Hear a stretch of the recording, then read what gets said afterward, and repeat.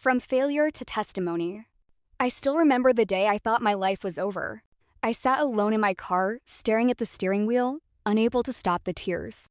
Everything I had worked so hard to build had fallen apart. My career was in ruins. Relationships were broken. My confidence was shattered.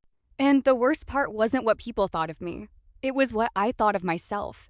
I kept asking God the same question. Why would you let this happen? I had prayed, I had tried to do the right thing, yet somehow I still failed. Maybe you've been there. Maybe you know what it feels like to carry the weight of regret, to replay the same mistakes over and over in your mind, to wonder if one bad decision has permanently disqualified you from God's purpose. That's exactly where I was. Every morning I woke up with the same heavy feeling in my chest.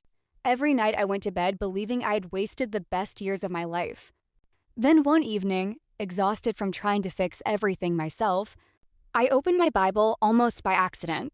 My eyes landed on Romans 8:28, and we know that in all things God works for the good of those who love Him, who have been called according to His purpose. I wanted to believe it, but honestly, it didn't feel true. How could God possibly bring good out of this mess?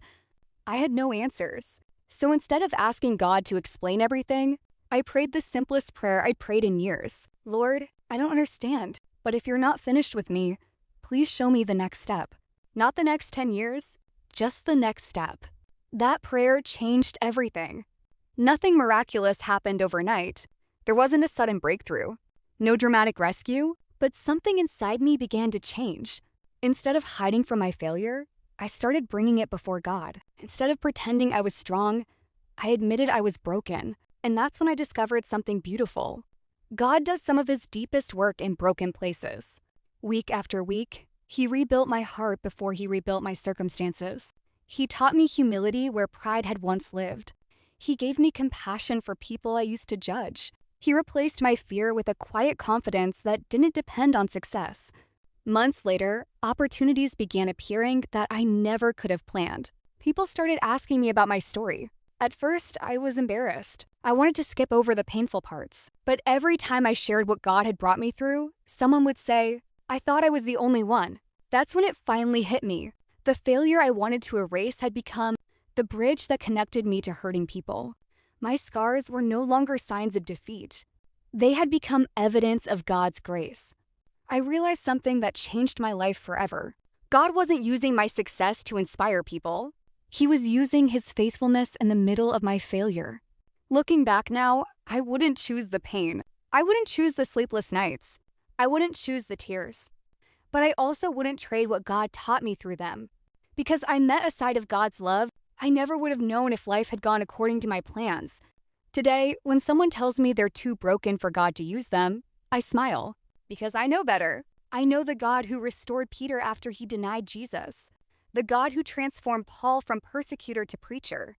The God who welcomed the prodigal son home with open arms. And that same God is still writing redemption stories today. Maybe yours is next. If you're standing in the middle of what feels like your greatest failure, don't believe the lie that your story is over. Sometimes the chapter that looks like the ending is actually where God's greatest work begins. Your failure is not your identity. Your mistake is not your destiny. Your past is not stronger than God's grace.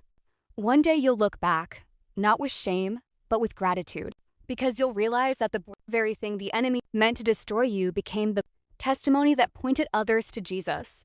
And when people ask how you made it through, you won't be able to take the credit. You'll simply say, I didn't save myself, God did, and He can do the same for you. Because the day you surrender your greatest failure to God may become the day He begins writing your greatest testimony. If God touched your life through this story, share your story in the comment below. God bless.